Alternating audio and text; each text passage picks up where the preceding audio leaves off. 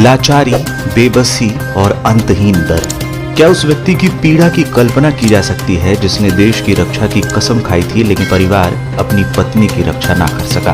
उसकी बेबसी की कल्पना कीजिए जब उसके घर को आग के हवाले कर दिया गया, उसके फसलों को बर्बाद कर दिया गया। उसके दर्द की कल्पना कीजिए जब दरिंदों की भीड़ उसकी पत्नी के कपड़े नोच रहे थे। पूरे बदन से एक एक धागा उतार देने के बाद भी मन नहीं भरा। सैकड़ों की भीड़ ने हैवानियत की हदें पार कर दी। फिर भीड़ के भेड़ियों ने उसकी पत्नी के साथ गैंगरेप किया।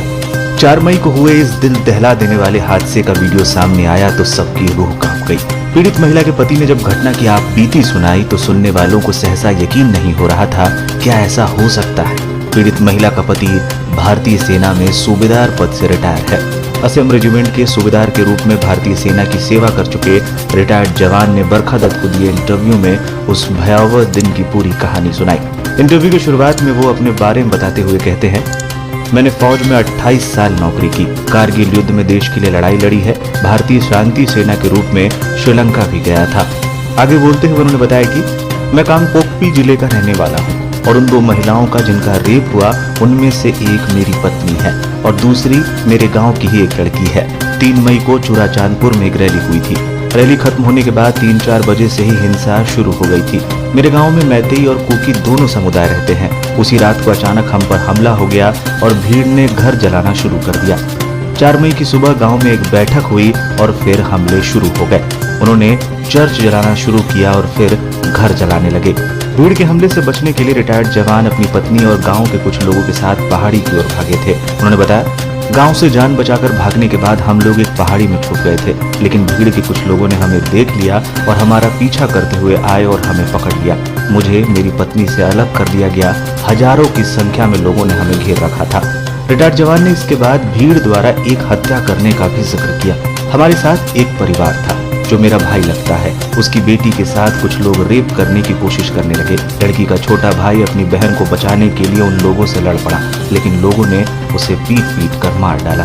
रिटायर्ड जवान ने आगे बताया कि कैसे भीड़ ने उनकी बीवी और एक लड़की के साथ हैवानियत की। मेरी बीवी और लड़की को धमकी दी गई कि अगर कपड़े नहीं उतारे तो गोली मार देंगे। पूरा नंगा करने के बाद लड़की और मेरी बीवी के साथ गलत काम किया।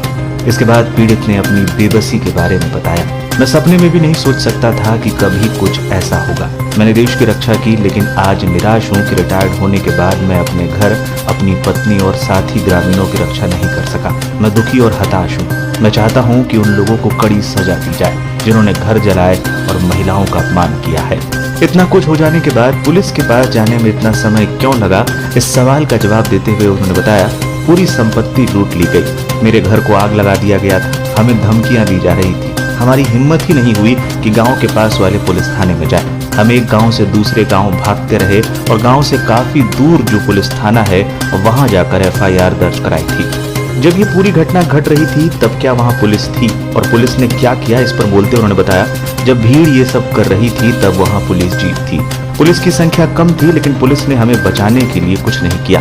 क्या आपको अब भी डर लगता है? क्या आप अकेला महसूस करते हैं? इस पर बोलते उन्होंने कहा, मैं अकेला महसूस करता हूँ। मैतेई लोग संख्या में ज्यादा हैं, हम कुकी लोग कम हैं। हमारे साथ जानवरों जैसा बर्ताव किया जा रहा है, मारा जा रहा है। हमारी लड़कियों के साथ रेप किया जा रहा है। उनके साथ कैसे रहें, कैसे अपनी जिंदगी बचाएं? 65 साल के रिटायर्ड जवान ने आगे कहा कि उनकी पत्नी डिप्रेशन में चली गई है। हमारे बच्चों की देखभाल के साथ वो सामान्य स्थिति में आने के लिए संघर्ष कर रही है। मैंने युद्ध देखा है, कारगिल में आगे रहकर लड़ाई लड़ी है। अब मुझे अपनी जगह युद्ध के मैदान से भी ज्यादा खतरनाक लगती है। बता दें, अब तक मणिपुर पुलिस ने इस मामले में 6 आरोपियों को गिरफ्तार किया है। 4 मई को मणिपुर में 2 महिलाओं को निर्वस्त्र कर घुमाने के मामले में गिरफ्तार आरोपियों को शुक्रवार को 11 दिन की पुलिस हिरासत में भी भेज दिया गया। इन लोगों को घटना का वीडियो शेयर होने के बाद गिरफ्तार किया गया है।